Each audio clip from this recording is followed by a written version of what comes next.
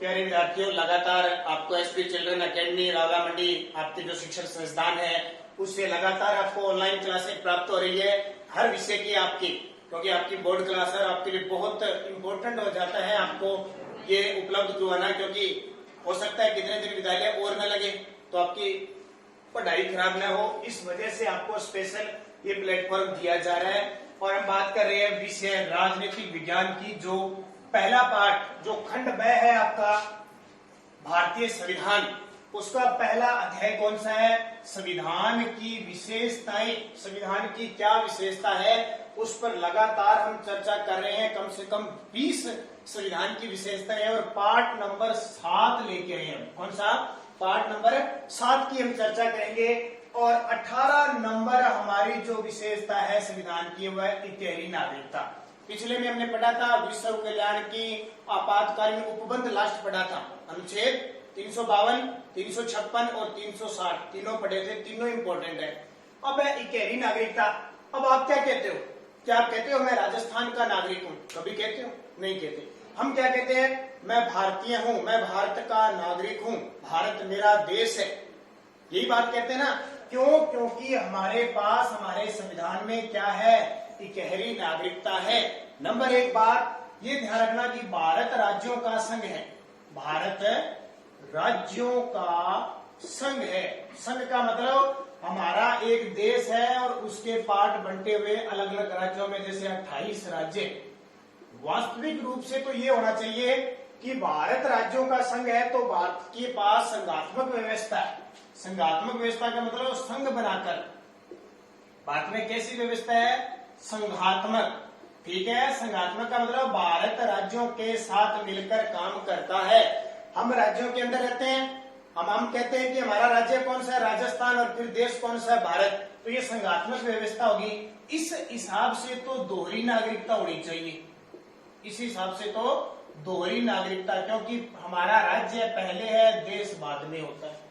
तो हमें ऐसा कहना चाहिए कि मैं मेरे राज्य का निवासी हूँ, मैं राजस्थान का निवासी हूँ।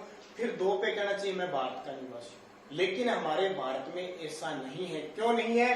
क्योंकि अगर दोहरी नागरिकता होती तो अराजकता फैलती, एक दूसरे से लड़ते। मैं राजस्थान का हूँ, हम राजस्थान का, तो हम कहेंगे हम राजस्थान के निवासी। कोई उत्तर प्रदेश का होगा, वो कहेगा हम उत्तर प्रदेश के निवासी, हम उत्तर प्रदेश के नागरिक हैं। इसलिए संविधान में इतिहारी नागरिकता की बात की है कि आपस में कोई लड़े नहीं, कोई टूटे नहीं, कोई प्रेम भाव घटे नहीं। इसलिए राज्यों का संघ होते हुए भी हमारे भारत में कैसी है? इतिहारी नागरिकता है। यानी सभी एकजुट, एक जगह सारे इकट्ठे होके एक ही बात कह सकते हैं कि हम भारत के नागरिक हैं। इसलिए हमारे संविधान में इतिहारी नागरिकता की बात कही गई है, याद रखना। अगली विशेषता देखिए, कोई छोटी मोटी और बातें हैं तो वो थोड़ा पढ़ लेना। लोक कल्याणकारी राज्य की स्थापना का आदर्श। लोक कल्याणकारी राज्य की स्थापना का आदर्श 19 नंबर। लोक कल्याणकारी राज्य का आदर्श। अब इसका मतलब क्या हुआ? हमारे संविधान में ऐसे नियम बनाए गए हैं, ऐसे अनुच्छेद बनाए गए हैं कि जो भी सरकार आएगी, चाहे वो कौन सी हो, चाहे वो देश में हो, चाहे वो राज्य में हो, किसी भी प्रकार की सरकार आएगी उसका पहला मकसद क्या होगा? लोक कल्याणकारी राज्य, यानी अपने क्षेत्र के, अपने देश व राज्य के नागरिकों के लिए कल्याणकारी कार्य करना। ठीक है, कोई भी आता है, आपने देखा होगा बड़े बड़े नेता होते हैं, भाषण देते हैं, हम ये कर देंगे, वो कर देंगे, हम यहाँ से रेल लाइन बिछा देंगे, हम पानी की व्यवस्था कर देंगे, इतनी बड़ी बड़ी योजनाएं।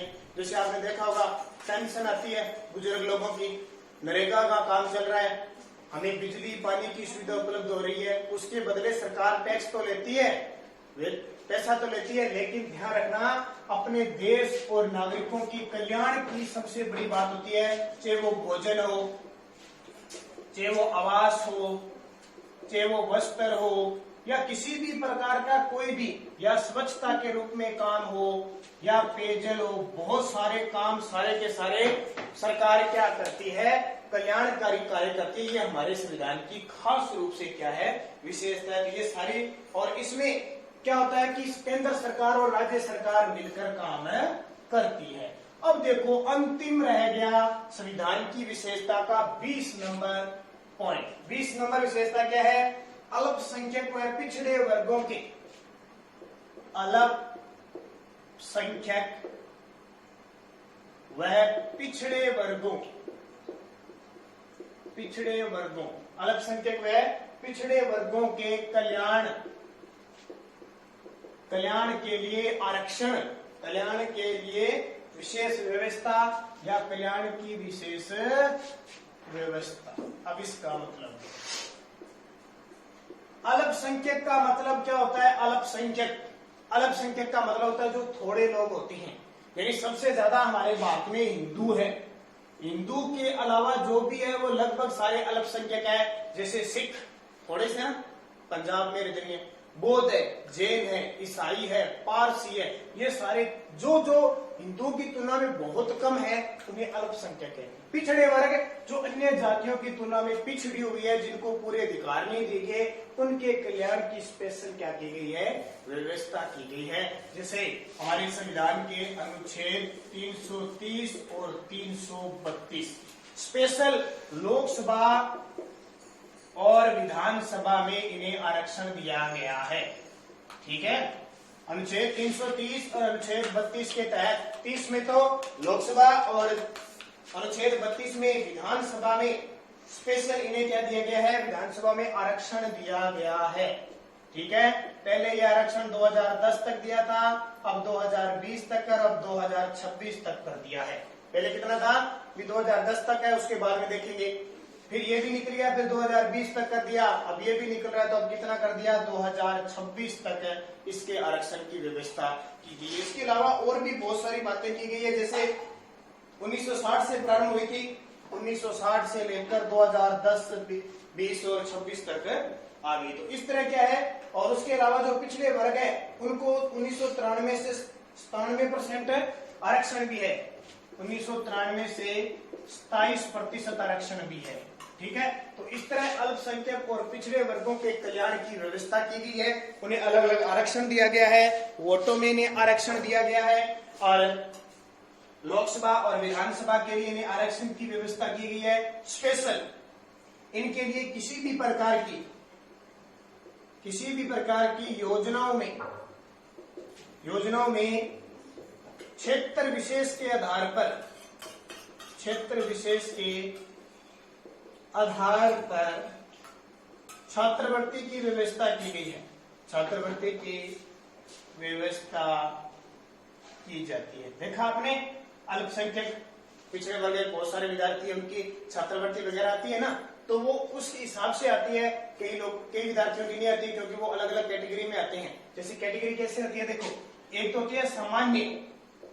ठीक है, सामान्य का मतलब होता है जनरल में आते हैं, जैसे ब्राह्मण हो गए, मुस्लिम हो गए, और कुछ और भी जातियां होती है, जैन वगैरह, ये सारे जनरल में आते हैं। अलग अलग कैटेगरी के अलग अलग आते हैं। एक होती है ओबीसी, अदर बैकवर्ड कैटेगरी, यानी पिछड़े वर्ग, जो अन्य पिछड़े वर्ग है वो ओबीसी में आते हैं। एक होती है एससी किसको कहते हैं, जैसे मेघवाल, बावरी, नायकर, ये जो जातियां होती है वो एससी में आती है। एससी यानी अनुसूचित जाति, आप पढ़ते हो ना, अनुसूचित जाति। फिर एक पढ़ते हो एसटी, जिसमें जनजातियां आती है, भील, मीणा, ये आती है, ग्रासिया। एसटी का मतलब होता है अनुसूचित जनजाति। ठीक है, हिंदी में लिखते हैं ना, अनुसूचित जनजाति वो होती है एसटी, अनुसूचित जाति वो होती है एससी, और लिखते हो आप अन्य पिछड़ा वर्ग वो होती है ओबीसी, और फिर लिखते हो आप जनरल का मतलब होता है सामान्य कैटेगरी में आने वाली। तो इस तरह हम पूरे इन 7 पार्टों में भारत के संविधान की विशेषता पढ़ चुके हैं। अब अगले वीडियो में हम पढ़ेंगे भारतीय संविधान में जो प्रस्तावना है, आपकी किताबों के पीछे दे रखा ना, हम भारतीय लोग भारत को संपूर्ण प्रभुत्व संपन्न लोकतांत्रिक गणराज्य पंथ निरपेक्ष अखंडता समाजवाद के रूप में देखना चाहते हैं और इसको आज मार्ग मिति मार्गशीर्ष 26 नवंबर 1949 को अंगीकृत अधिनियमित और आत्मप्रीत करते हैं। कल के वीडियो में प्रस्तावना बात करेंगे, संविधान की सबसे खास मुख्य बातें इस प्रस्तावना के अंदर है। तब तक आप 20 ये विशेषताएं बढ़िया तरीके से पढ़ते रहे ताकि किसी भी प्रकार की आपको दिक्कत न आए, और जब भी जैसे हमारा विद्यालय लगेगा तब हम इनको बढ़िया तरीके से और सुचारू रूप से दोबारा अध्ययन कर सके। तो इसको पढ़ लेना। धन्यवाद।